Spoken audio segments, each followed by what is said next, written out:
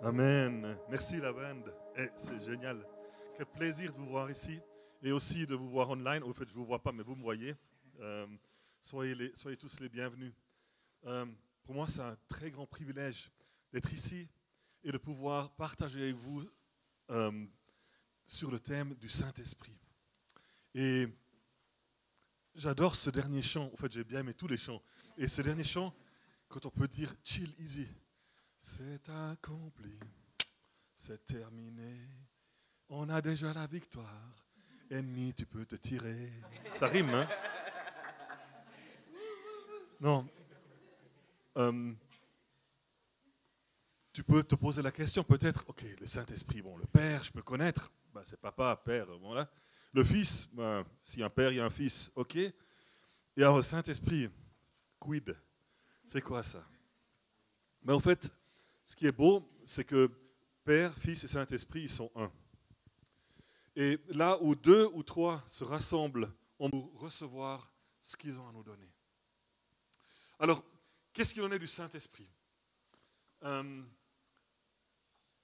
a eu hier le thème du combat spirituel, particulièrement hier soir. Et lorsqu'on se combat, lorsqu'on est dans un combat, lorsqu'on est à l'armée, un des éléments les plus importants, c'est la communication. Alors c'est déjà important dans un couple ou dans une relation, mais alors je ne vous dis pas quand vous êtes dans un combat. Sans la communication, tout est foutu. Et d'ailleurs, si vous essayez d'envahir un pays ou de prendre du territoire, la première chose que vous faites, vous bombardez tout ce qui peut être la communication, vous détruisez les communications. Et une fois que les communications sont down, une fois que ça ne fonctionne plus, ben, il y a la gabegie totale de l'armée adverse et c'est très facile de les prendre.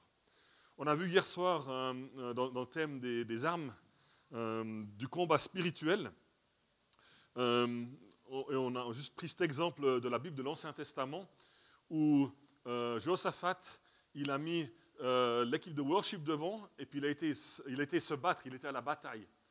En fait, ce qui est intéressant, c'est que dans cette vallée où ils avaient peut-être l'habitude de faire les batailles, hein, il y avait au moins deux armées de l'ennemi qui étaient prêts à en découdre avec Israël. Et puis à un moment, ils ont comme entendu un bruit qui venait d'ailleurs. Alors peut-être c'était la louange, là c'est une interprétation libre de ma part, hein. Peut-être c'était la louange de worship, puisqu'au lieu de mettre les gens en armes devant, ils avaient mis le worship devant. Peut-être c'était l'écho qui venait des collines avoisinantes ou je ne sais quoi. Mais ils ont cru qu'ils se faisaient attaquer par le côté, puis ils se sont entretués tous. Donc les ennemis sont tous entretués, et puis l'armée d'Israël était là à regarder, puis quand c'était fini, ils ont mis 3 jours à ramasser et à piller tout ce qu'ils avaient laissé là, tout le matos qu'ils avaient laissé là. Donc la communication est super importante. Et comme un des noms de Dieu est Yahvé Tsebaot, le chef des armées, le Dieu des armées, il sait faire la stratégie, il sait comment gérer ces choses, et il sait que la communication est le plus important. Et c'est pour ça qu'au moment où tu acceptes Christ dans ta vie, quand tu deviens chrétien, il verse le Saint-Esprit dans ton cœur pour sceller cette alliance qu'il fait avec toi. Et donc depuis ce moment, tu as le Saint-Esprit dans ton cœur. Donc tu as une communication dans ton cœur que personne ne peut enlever, puisque personne ne peut nous enlever de la main puissante de Dieu qui nous tient. Et la question c'est, est-ce que le canal entre mon cœur et Dieu, il est ouvert? Ou entre ma tête et mon cœur, c'est 20 cm? Est-ce que j'ai mis un siphon dedans pour éviter les reflux? Ou est-ce que c'est un canal qui est ouvert? Et est-ce que c'est bien dégagé? Ou est-ce que je laisse la crasse traîner là-bas dedans qui empêche cette communication? En tout cas, du côté de Dieu, et c'est ce que je veux dire pour commencer, c'est que du côté de Dieu, il a tout mis en place, et bien plus, pour mettre sa puissance en nous. Et on l'a entendu dans un des chants, je crois que c'était le deuxième, que le Saint-Esprit c'est aussi ce souffle de vie. Et c'est vrai que sans le souffle, sans pouvoir respirer, je crois qu'il n'y a personne de nous qui peut tenir très longtemps. Je ne sais pas, record en apnée, 14 minutes, pour certains qui s'entraînent vraiment dans des îles là-bas, qui vont plonger pour les perles, des choses comme ça. Bah, disons, au bout d'un quart d'heure, puis pour la plupart des gens, c'est au bout d'1 ou 2 minutes, ben, c'est fini. Donc, imagine, d'un point de vue spirituel, puisque nous sommes des êtres spirituels, si tu n'as pas le souffle de Dieu, si tu n'as pas le Saint-Esprit en toi, tu ne le laisses pas circuler en toi, ben, je pense que ta vie spirituelle va en prendre un sacré coup et tu vas au moins pas forcément être très efficace dans le combat qui est le combat de la vie. Et je vous rappelle, dans le combat de la vie, après, pour passer au thème du Saint-Esprit en particulier, il ne s'agit pas de se battre contre des personnes, on ne se bat pas contre la chair et le sang, il ne s'agit jamais de personnes, mais il s'agit de ce qui se passe dans les pensées, il se passe de ce qui se passe dans le monde spirituel. Okay? Ça, c'est un autre thème. Donc, venons-en au Saint-Esprit. Pour expliquer la Trinité, j'aime bien l'exemple suivant. On peut s'imaginer que Dieu le Père, c'est le soleil. Alors, on voit tous du lait, et puis quand il y a de brouillard, ben, il réchauffe un peu moins, et quand il n'y a pas de brouillard, c'est génial. On peut s'imaginer que Jésus, ce sont les rayons du soleil. Et maintenant, j'aimerais que vous preniez votre main et que vous ne touchez pas, que vous l'amenez à distance et que vous sentir la chaleur. Pas toucher votre joue. Vous vous rendez compte, donc vous sentez dans votre joue la chaleur. Alors, un peu de physique là pour vous tous. C'est comme si la main c'était le soleil. Oh, ici, hein, moins de joules, de calories, etc. Les rayons qui transmettent la chaleur du soleil vers votre joue, c'est Jésus. Et puis la chaleur que vous ressentez, donc l'énergie qui est en fait transmise de votre main et qui réchauffe votre joue, cette impression, ça c'est le Saint-Esprit. Okay? Donc le Saint-Esprit est l'énergie qui est active et qu'on peut ressentir dans notre vie quand on le laisse agir, quand on ne se blinde pas contre lui. Et finalement, c'est cette énergie qui fait bouger toute chose et qui donne la vie. C'est cette énergie dans la Trinité, lorsque Dieu a parlé et que le monde a été créé, 10 puissance 70 joules, en une parole, de l'univers visible. Et c'est cette puissance qui est à disposition, et cette puissance vit en toi et en moi. Et maintenant, c'est quoi ce Saint-Esprit? C'est une personne ou c'est un Holy Ghost, c'est un peu un esprit là, le petit fantôme qui est autour, ou qu'est-ce qu'il en est vraiment? Alors, le Saint-Esprit, tout comme les deux autres personnes de la Trinité, est une personne. On peut parler au Saint-Esprit. On peut lui adresser des prières. On peut l'inviter. Il a aussi un caractère, il a des sentiments. Donc le Saint-Esprit peut être attristé. Le Saint-Esprit a aussi la caractéristique d'être un gentleman ou une gentle person. Parce que je n'ai pas envie de le genrer ici, hein, soyons corrects. Et si j'utilise gentleman, c'est pas parce que je saurais qu'il est masculin ou féminin, c'est not about that. Hein. Donc, il est doux, il ne va jamais s'imposer à toi.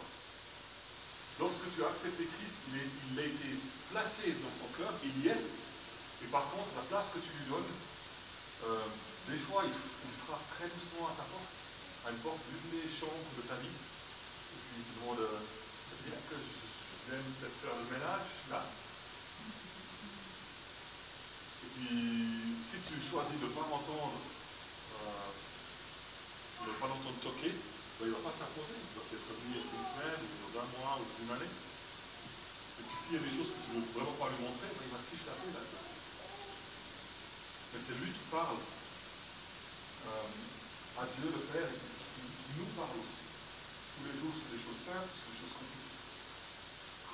Et ce que je t'invite maintenant, c'est vraiment d'ouvrir ton cœur et de laisser le Saint-Esprit aller dans chaque recoin de ta vie. Et il ne va pas s'imposer, il ne va pas mettre ça sur Facebook ou sur Twitter, etc. Si tu vois quelque chose qui n'est pas clean. Il va regarder ça en privé avec toi. Quelle est la meilleure chose pour penser une plaie que tu as faite dans une chambre de ta vie ou quelque chose où tu as été blessé? Ça fait tellement mal, mais tu ne veux même pas le montrer, tu ne veux pas que les gens le sachent. Tu ne veux même pas t'en rappeler toi-même. Mais lui, il vient tout doucement pour mettre du baume. Il peut mettre ce baume sur cette partie qui est blessée dans ton cœur et t'aider à te remettre en forme, à te restaurer. Donc il ne nous restaure pas seulement avec des aliments qu'on a eu, avec ces magnifiques buffets, mais il restaure notre âme, il restaure notre esprit, il restaure notre corps. Ok, je veux juste prier pour nous ici. Saint-Esprit, on vient devant toi et on ne sait pas vraiment, on ne te connaît peut-être pas vraiment et on a peut-être un peu peur. Mais Seigneur, on veut sortir de la barque et essayer de marcher sur l'eau un tout petit peu juste avec toi. Et Saint-Esprit, j'ouvre mon cœur pour que toi, tu puisses rentrer dans chaque coin de ma vie. Viens avec ta douceur, viens avec ta lumière bienfaisante, éclaire les choses et aide-moi, montre-moi comment je peux commencer à peut-être ranger les choses qu'il y a à ranger. Pour que ma vie puisse être dans ta paix et pour la gloire de notre Dieu.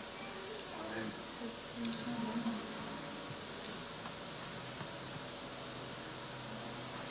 Ce qui est important, c'est que la vie que nous avons avec Jésus, avec le Père et avec le Saint-Esprit, ce n'est pas une vie de stress. Et ça, c'est parce que Jésus, il a proclamé, il a dit que venez à moi, vous tous qui êtes chargés, qui êtes stressés par le monde, et moi je vais vous restaurer. Et prenez sur vous mon fardeau, mon joug, parce qu'il est doux et léger. Et je crois que c'est ça que le Saint-Esprit veut nous aider à vivre. Il veut nous aider à vivre dans la victoire et dans une légèreté. Je veux dire que si je me sens écrasé par le fardeau des jours, alors il y a des jours qui sont plus compliqués que d'autres. Il y a des jours où les enfants dorment moins que les autres. Mais si c'est quelque chose qui dure aussi, venons à Dieu, venons à Jésus, parce que lui, avec la force qui crée l'univers, la force qui change tout, il peut nous aider à porter tous nos fardeaux, toutes nos choses. Et c'est ce Saint-Esprit qui va nous susurrer à l'oreille, qui va dire, écoute, calme. Et c'est vrai aussi ce que Daniel a dit ce matin dans le Morning Boost. Des fois, il faut un peu arrêter toutes les sources de bruit qui sont autour et qui gênent, qui nous aident peut-être d'entendre ce que le Saint-Esprit veut nous dire. Mais alors, c'est qui le Saint-Esprit? Il est comment?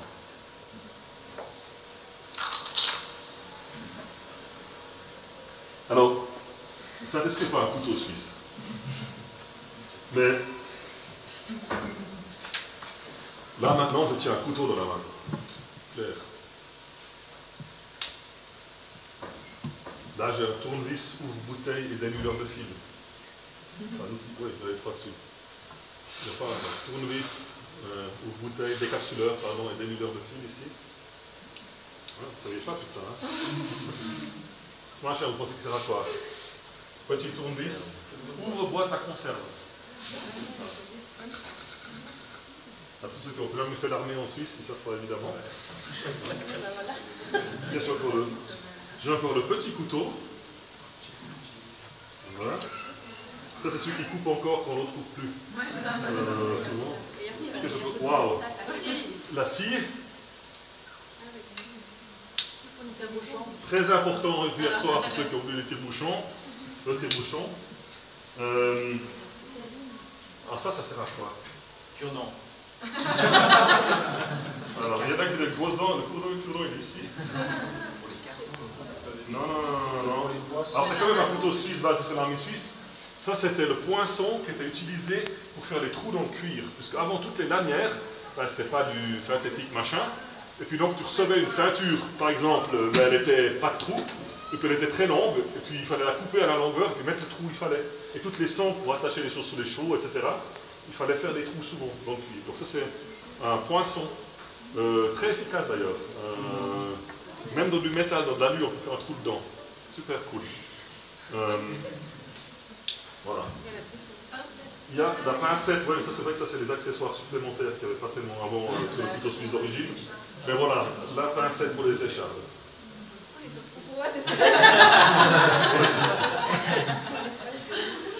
Je n'ai pas utilisé ça pour les sourcils comme vous voyez.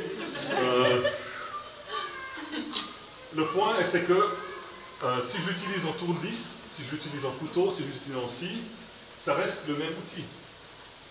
Et le Saint-Esprit, il a beaucoup de caractéristiques différentes et on va regarder ça maintenant ensemble.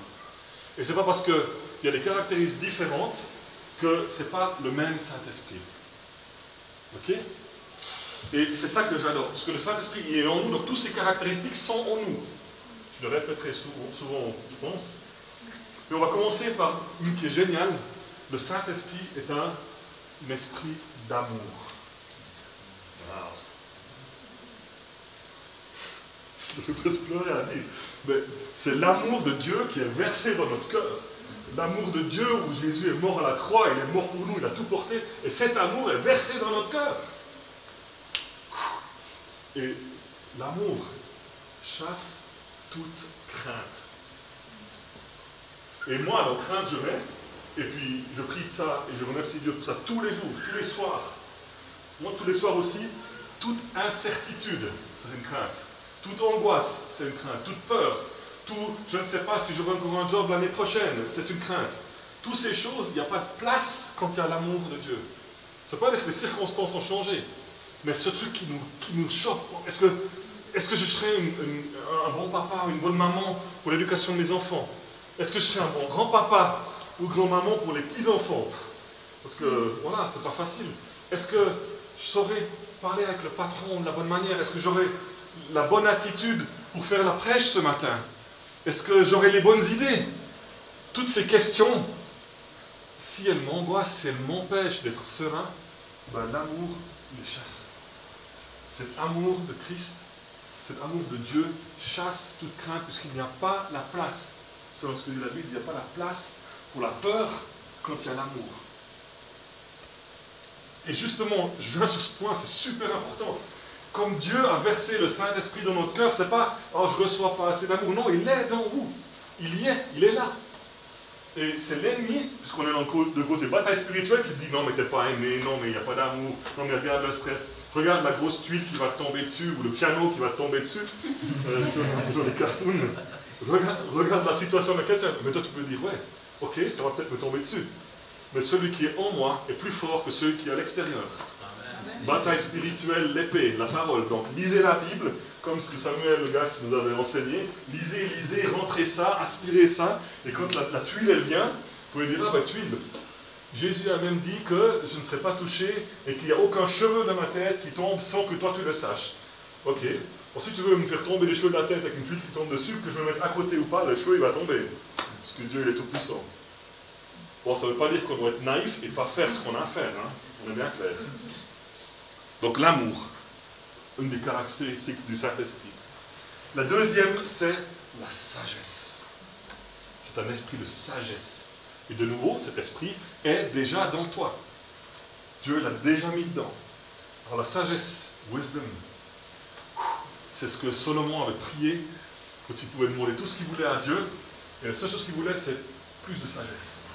Quand Dieu il a dit, ah cool, tu veux plus de sagesse, je te donne plus de sagesse, et puis tout le reste aussi en plus. On pourrait presque dire, peut-être là, ça va dans le sens de chercher le royaume de Dieu, et tout le reste vous sera donné en plus. La sagesse, c'est de savoir quoi faire. On me demande de faire une nouvelle stratégie pour l'école, au niveau fédéral, puis devant l'ordinateur, devant le papier. Bon, d'abord, le cœur commence à battre, je dois rendre le truc demain. Non. Le soir, en priant, en me couchant, Seigneur, je te mets toute incertitude, je te mets toute crainte, toute angoisse aussi par rapport à des stratégies, c'est ton problème. Et je dors bien. Et le matin, ma feuille est toujours blanche. Je parle de ce qui m'est arrivé dans le dernier mois, hein. C'est toujours blanche. Et puis, là, je dis, ok Seigneur, maintenant, toi, tu as créé l'univers, tu connais tout. Et s'il te plaît, Saint-Esprit, avec ta sagesse, inspire-moi. Puis à un moment, c'est comme pour marcher sur l'eau, il faut sortir du bateau. Et dans ce cas, c'est l'ordinateur. Je commence à écrire. Je commence une feuille sur un document blanc, je commence à écrire. Qu'est-ce qui me vient à l'esprit? À quoi je pense? Je commence à structurer les choses. Peut-être ce paragraphe plutôt plus tard. Et puis sans le stress, et ça c'est, dans ce cas-là, la sagesse de Dieu. La sagesse de Dieu aussi très importante, j'ai encore beaucoup à apprendre, c'est quand dire quelque chose ou quand pas le dire. Puisque le Nouveau Testament nous dit que chaque parole que nous prononçons, qu'elle soit édifiante et inspirante. Et je dois dire pour moi, puis aussi vous ici dans l'église, je vous demande pardon ici quand mes paroles n'ont pas été chaque fois édifiantes et inspirantes, où j'aurais plutôt dû me taire. Et ça c'est le Saint-Esprit aussi, dans sa sagesse qui dit, tiens,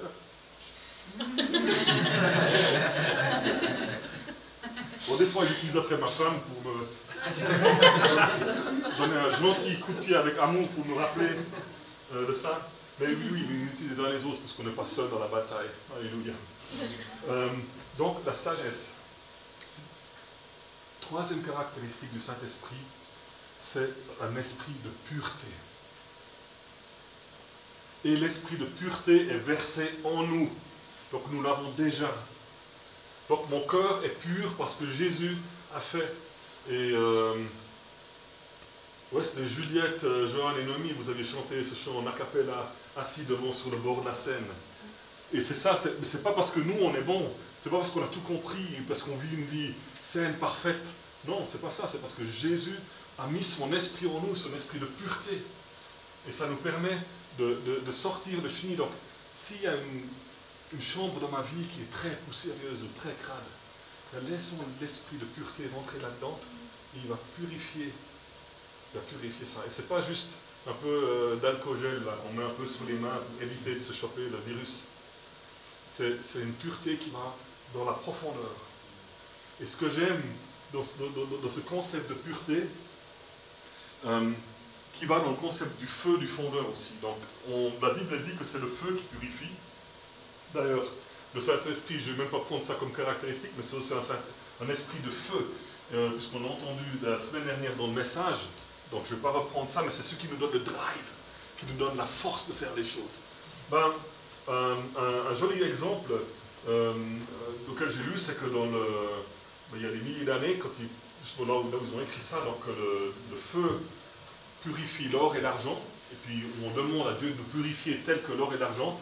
Alors, l'histoire disait que c'est intéressant, les orfèvres, ils purifiaient l'or jusqu'à ce qu'ils pouvaient se voir dedans.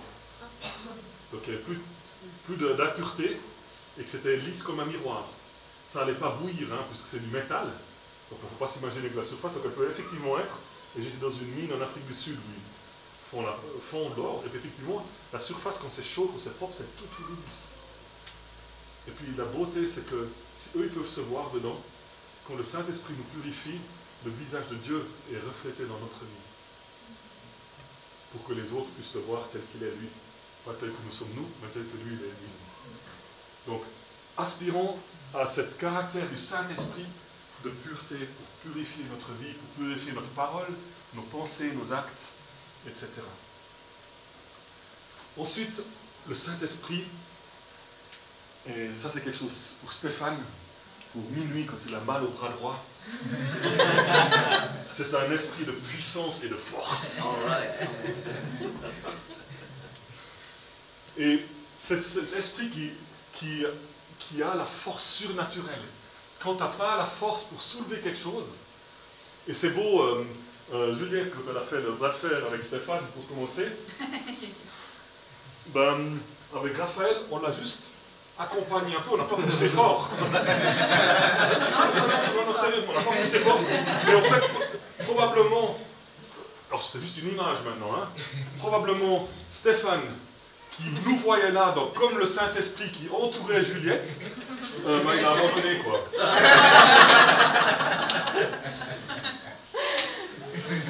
Ce qui veut dire que si l'ennemi t'attaque et que tu viens face à lui avec la force du Saint-Esprit, il se tourne et il part en courant. Parce qu'il sait que la force de l'Esprit de Dieu l'a déjà vaincu à la croix. Il a tué Jésus, il l'a mis à mort, mais le troisième jour, Jésus est ressuscité et il est sorti du tombeau. C'est ça. C'est ça cette force quand on parle de l'esprit de force. C'est pas, ah ouais, il est un peu plus fort que moi, il a des biceps un peu plus grands. Non, c'est pas cette force-là. C'est cette force qui change l'univers.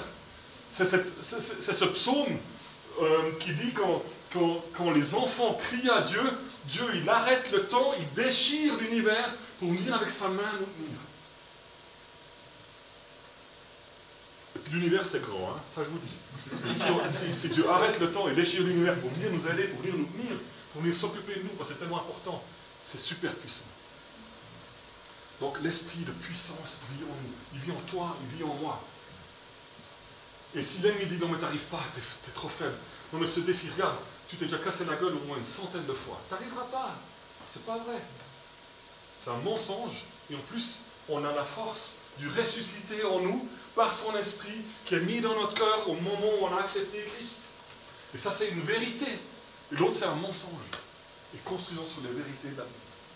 Et quand l'ennemi nous attaque, on sort l'épée, on se rappelle la parole, on ouvre la Bible, si on ne se rappelle pas le passage exactement, on note ce truc et on le proclame à voix haute.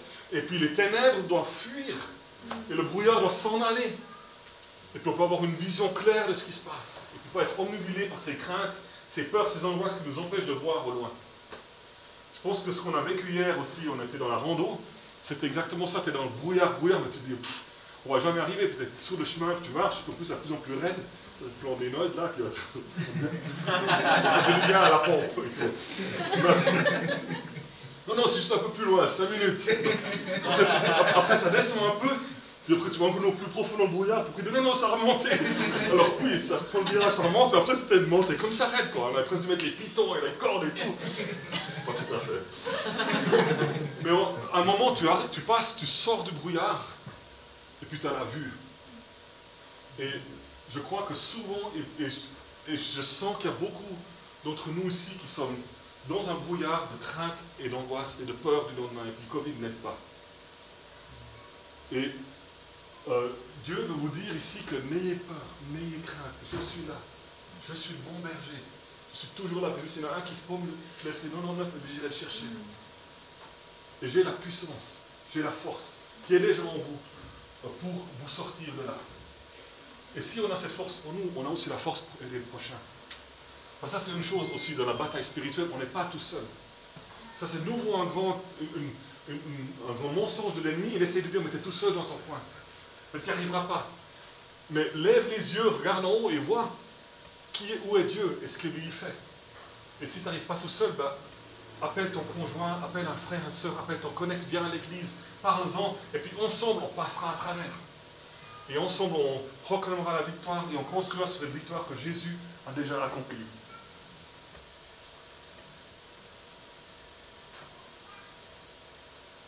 La prochaine caractéristique de Saint-Esprit, c'est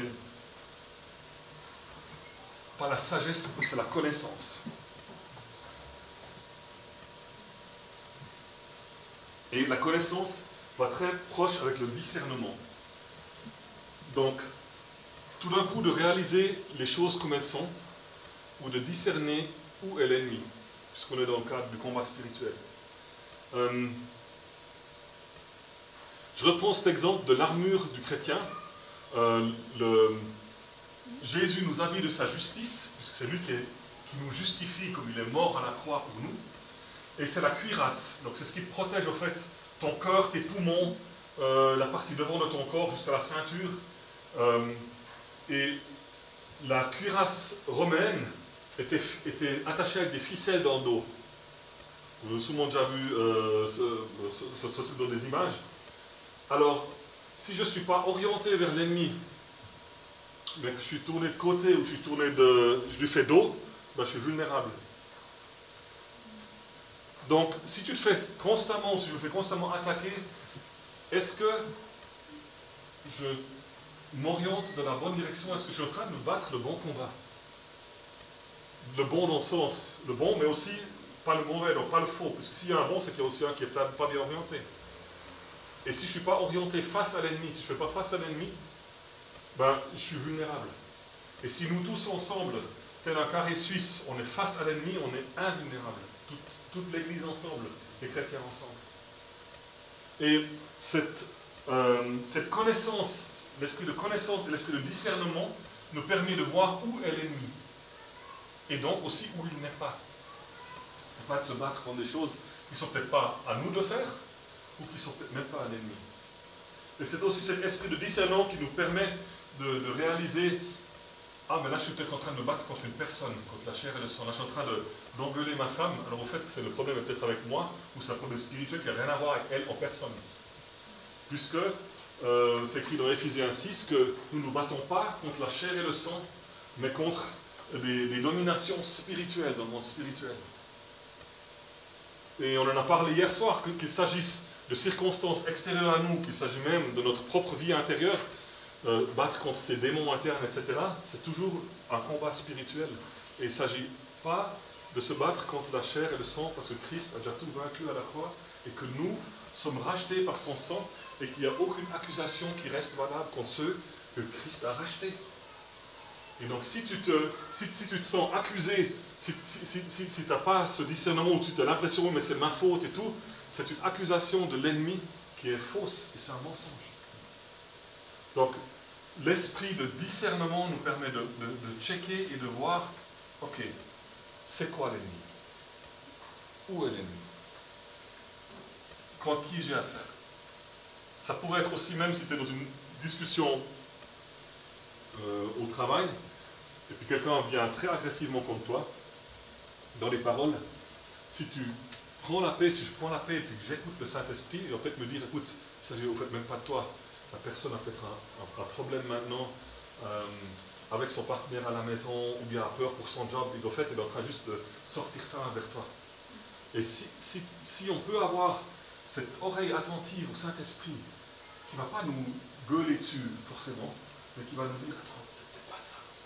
On peut rester serein dans la paix, et puis peut-être avoir la parole au bon moment qu'il faut, pour que la personne puisse changer de manière de penser. Puisque tout ça, en fait, toutes ces choses, c'est pas que pour nous. Alors oui, c'est pour nous édifier, pour nous fortifier, pour nous restaurer. Mais c'est pour pouvoir amener cet amour de Dieu aussi vers le prochain. Pour que les autres personnes puissent aussi profiter de cette vie en abondance, et qu'on puisse répartir l'amour de Dieu autour de nous. On est censé être sel et lumière dans le monde. Lumière pour que les autres voient, et puis sel pour que la vie ait un goût agréable, pour qu'il y ait une saveur dans la vie. Alors c'est cool d'avoir notre vie qui est bien, qui est en ordre, qui est bien rangée, et c'est peut-être mieux s'il y en a d'autres qui peuvent en profiter aussi. Et sel et lumière dans le monde, ça ne veut pas dire que ça s'adresse seulement aux ceux qui sont déjà chrétiens. Mais le monde, ça veut dire pour tout le monde, ici.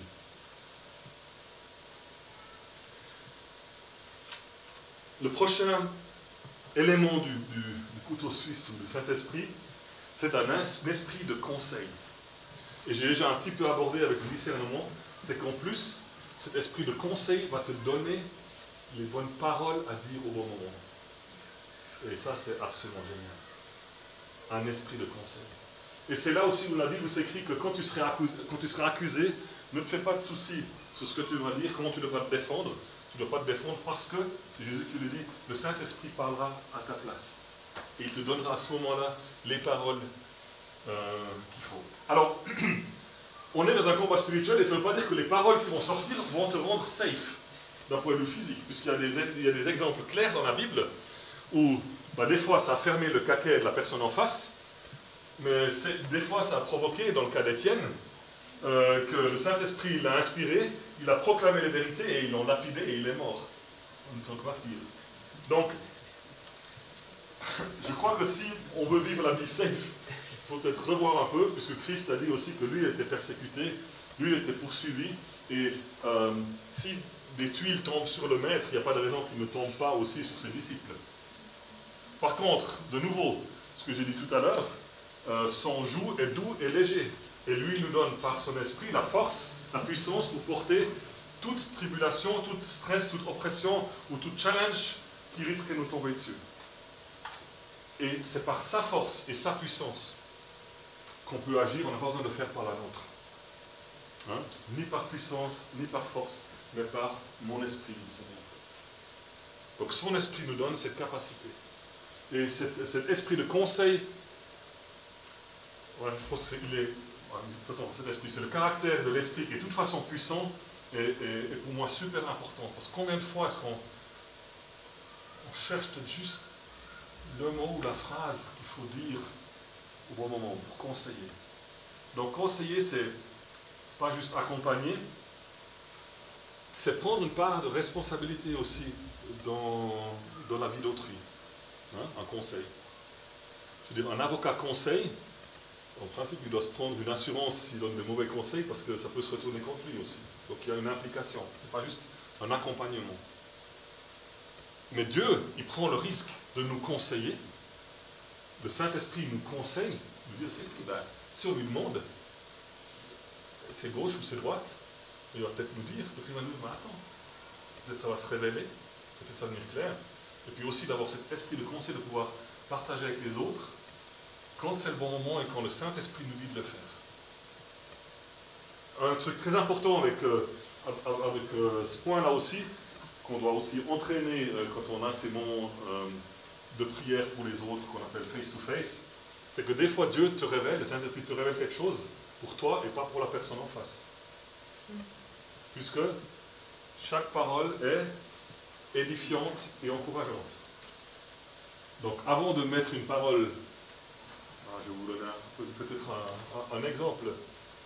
Si quelqu'un vient vers moi dans la prière, ou non, je vais vers quelqu'un dans la prière, et Dieu révèle à mon interlocuteur que j'ai un truc vraiment sombre dans ma vie. C'est peut-être juste pour que Monique le sache et qu'elle puisse prier pour moi, mais ce n'est pas pour me dire « Oh, t'as un truc super sombre dans ta vie ». Ça, c'est pas du conseil. Hein? Et de discerner, justement, c'est ces caractères de discerner, okay, qu'est-ce que je garde pour moi et qu'est-ce que j'ai à dire. Et quand est-ce que ça a à dire? Une bonne parole au bon moment, c'est comme des fruits en or sur un plateau d'argent. Hein? Alors j'imagine que des mauvaises paroles au mauvais moment.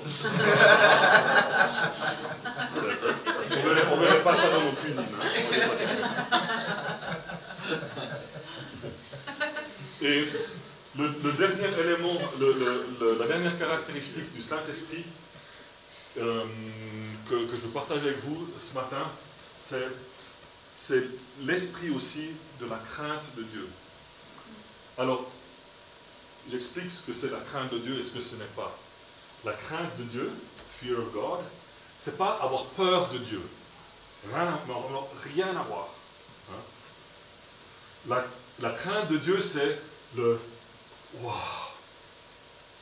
C'est stand in awe, être ébahi, être épaté, mais wow, mais Dieu.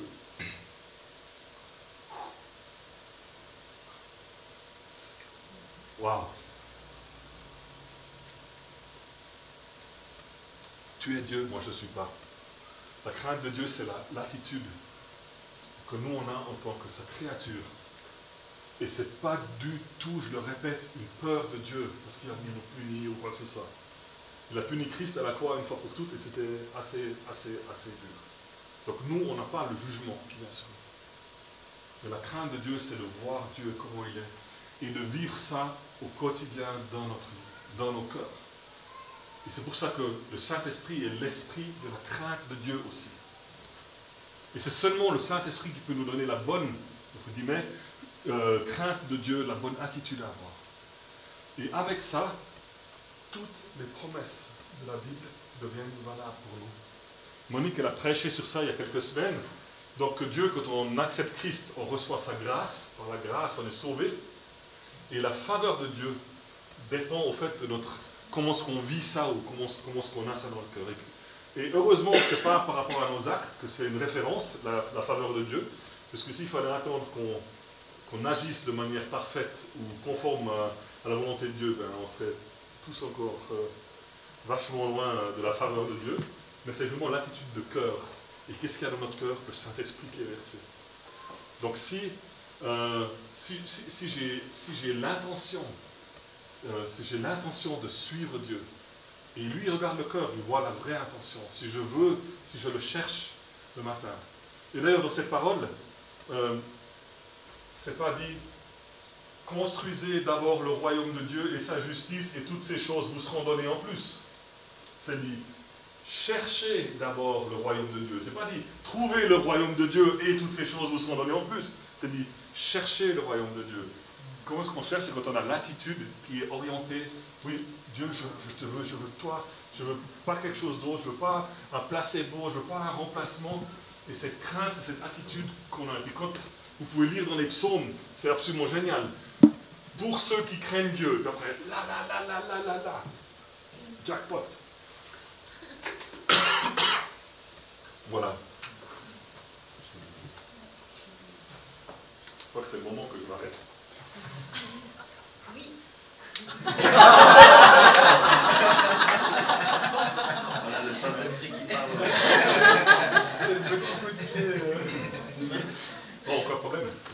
dessiner ça comme ça aussi. Non. Le Saint-Esprit est versé en vous. Il y est déjà. Et il a tout plein de caractéristiques différentes. Et ça vaut vraiment la peine de ne pas juste en utiliser un, mais de savoir tout ce qu'il y a, de vous entraîner à l'entendre et à laisser vous guider dans ces moments qu'il a prévus pour vous. Et maintenant, on va passer dans un moment de louange. Donc, encore un ou deux chants. Et laissez-vous vraiment emporter par lui. Et on dit, ou c'est écrit dans la Bible, God is present in the praises of his people. Dieu est présent dans la louange de son peuple. Alors nous sommes le peuple de Dieu, nous sommes ses enfants.